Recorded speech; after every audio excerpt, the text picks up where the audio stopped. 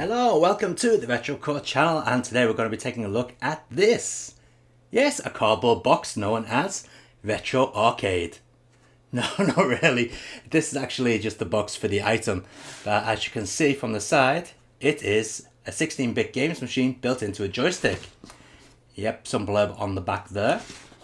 And the same picture on that side. So let's take a look at the actual stick itself, and here it is. Now, surprisingly, the joystick is micro switched. Can you hear that? And it does have 6 individual triggers or fire buttons. We've got a reset and a start button over there, and a power switch on the back. Unfortunately, this is one of those plug and play jobbies which uses composite video. So don't expect any good picture quality with this, and also do not expect stereo sound because it's only got one audio out. Now, when I first plugged this into the TV, obviously it was a Mega Drive, but it was running rather slow. Take a look at this.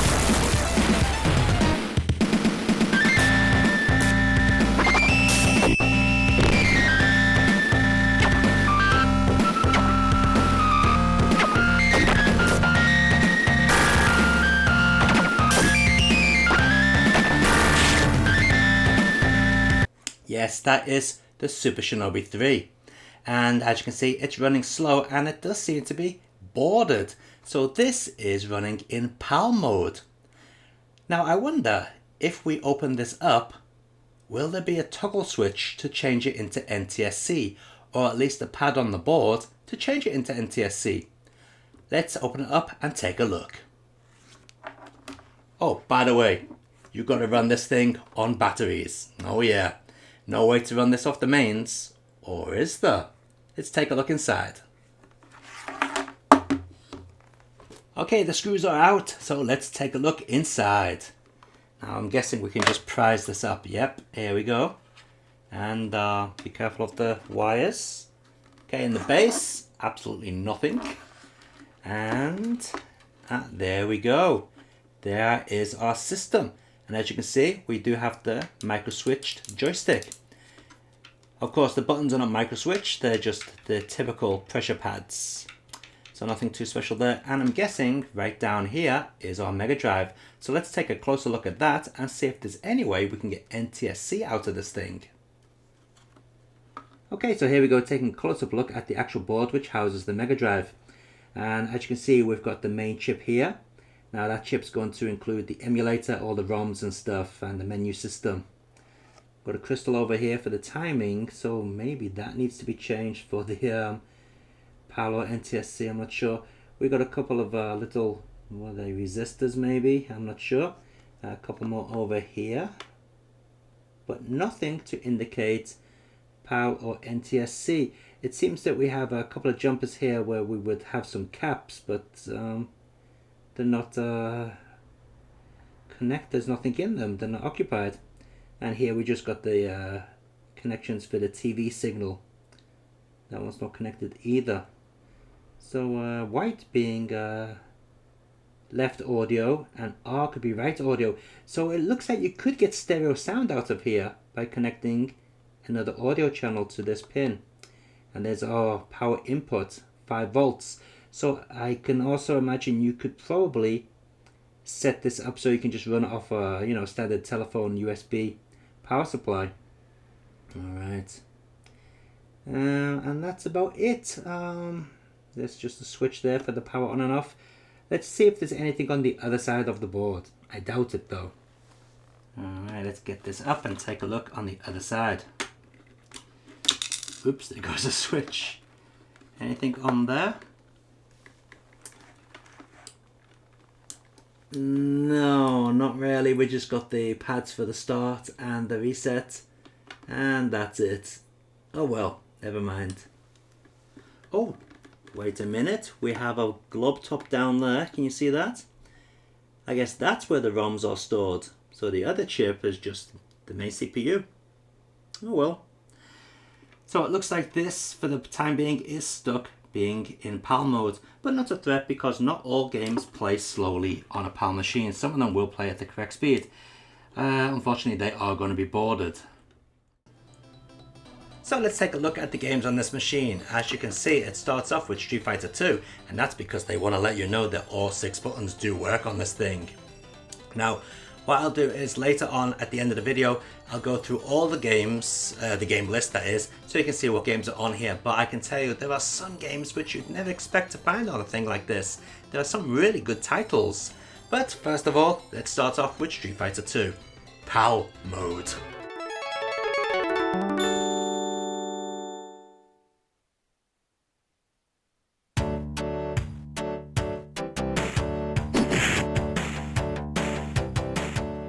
So as you can see, the game is heavily bordered, but as I keep saying, those people from PAL land will think that's normal because that's what it looks like to them. But for anyone from places around the world that play NTSC games, you'll be quite surprised at how nasty it looks in PAL and how slow it is. Alright. Actually, I guess this game would be a good test of the joystick to see if I can actually get any moves out. Zangief, always bloody Zangief. Alright. Well, here we go, fireball, yeah. Hurricane kick, yeah. Let's see if we do a dragon punch. Yes, we can! Alright, well, the joystick isn't that bad actually. Look at that, I got all the moves out as I wanted them to. Not bad at all. Alright, see, punch and dragon punch. Yeah, punch and dragon punch worked. Yeah, not bad at all. I'm actually kind of surprised. Alright, so pressing reset on the machine takes us back to the menu. Let's take a look at some of the other games. Now, not all games are affected by, slow speed when played on a machine that's set to PAL. For example, Midnight Resistance should play at the correct speed, and it is on here somewhere. Let's see if we can find it. Here we go, here's Midnight Resistance. Now of course we're still going to get the squash screen, but the speed is correct on this game. And also on this game, the sound emulation isn't bad either. It sounds pretty good.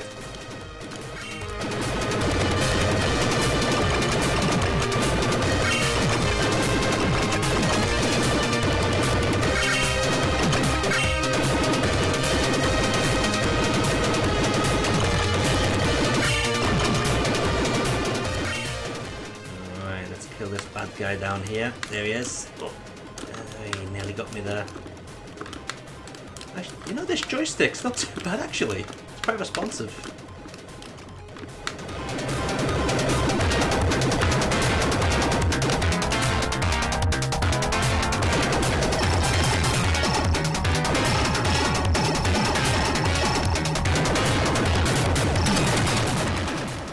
There you go, that's him almost dead. Whoop.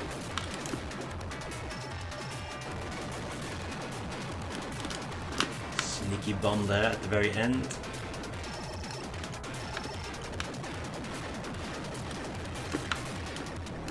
Okay, so there you go. Midnight Resistance actually plays quite well on this. Not bad at all. Okay, let's check out another game. Okay, good old Sonic the Hedgehog 2. Now, I'm kind of wondering how it will deal with the 480i interlace mode on this game when you play 2 players. Oops, the emulation didn't look too good then on the title screen, did it? Man, composite video sucks balls. Look how fuzzy that is. Oh, alright, super squashed, but yeah, it's working.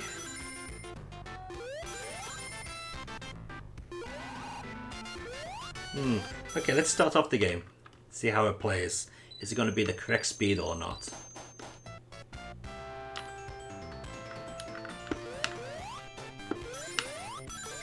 Yeah, it's moving at the NTSC speed. Now to be fair, I've never actually played Sonic the Hedgehog 2 on a PAL machine, so I'm not sure if it does run a bit slower or not, but this is certainly running at the correct speed.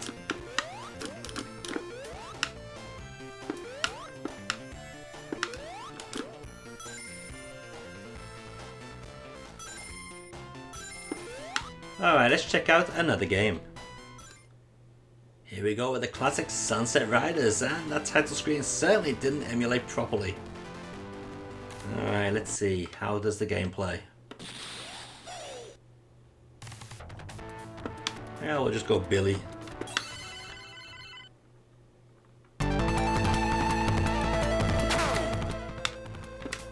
Okay, and this one also seems to be running at the correct speed. So yeah, only seems to be certain games which run a little bit slower, such as Shinobi 3 as we saw before. So that's good to know. Oh, set myself on fire.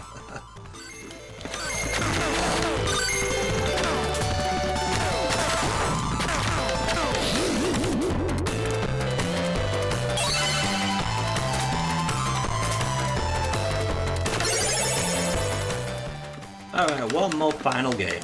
Let's take a look. Now, you can't beat a bear Truxton, can you? Let's see how this plays.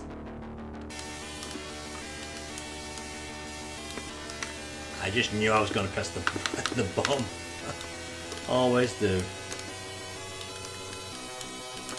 Again, yeah, this seems to be running at the correct speed. Sound emulation could be better, but, you know, not too bad.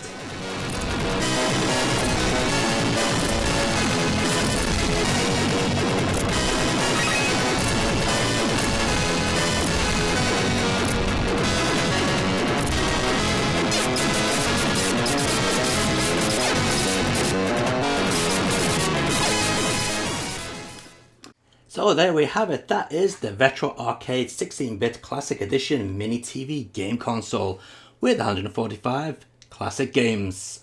So what do I think of it? Well, I guess if you don't mind playing games in PAL speed, then yeah, it's okay, I guess. It's a good little present for the kids. But for the serious gamer, yeah, it's not for you guys. Yeah, I mean, the PAL speed is a downer straight away, and the emulation on some of the games is not the best.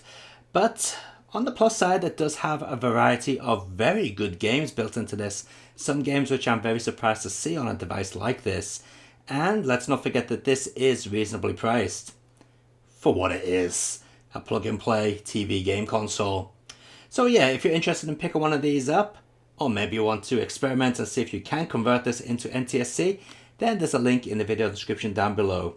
But until next time guys, keep on gaming and enjoy your games. See ya!